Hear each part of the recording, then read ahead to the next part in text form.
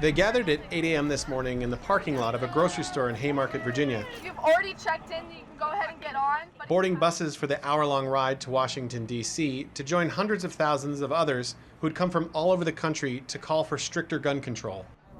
Seniors Megan Black and Liv Muma helped organize this trip. As soon as the Parkland shooting happened, we realized that we had to do something about it, but we didn't realize what we could do. Like so many students in America, gun violence has been a regular part of their school experience.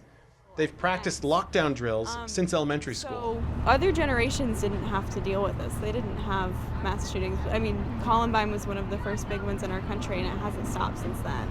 Muma and Black say they learned about the Parkland shooting that left 17 students, teachers, and administrators dead through social media, watching the raw video coming in through Snapchat and Twitter. So I was in school watching the videos these kids run out of their high school over the dead bodies of their fellow students. And I just cried and cried, and I came home and cried some more. And so it was a couple of days after that when we really started our movement. Around 10 a.m., the students arrived in downtown Washington, D.C. to join the March for Our Lives. But it wasn't just kids. Parents, teachers, and even political donors joined the march.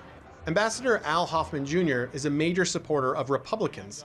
But in the wake of the Parkland shooting, he says he will not back politicians who don't support an assault weapons ban and other gun control measures.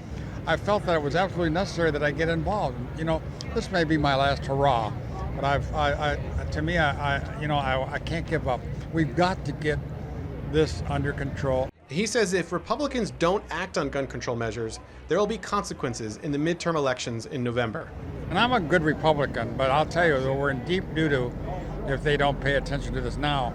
The Parkland shooting has activated the political awareness of many young people here for the first time. This group of juniors from Fairfield, Connecticut, traveled to Washington, D.C. this morning. Everyone just was signing up.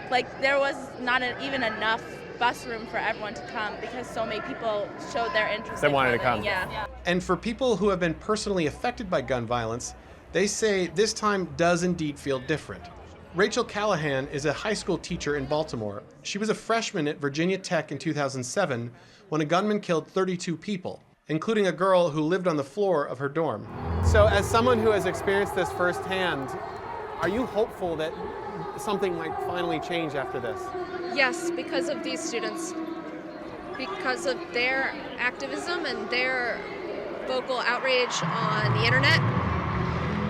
Just looking at this shows I think they're gonna make changes.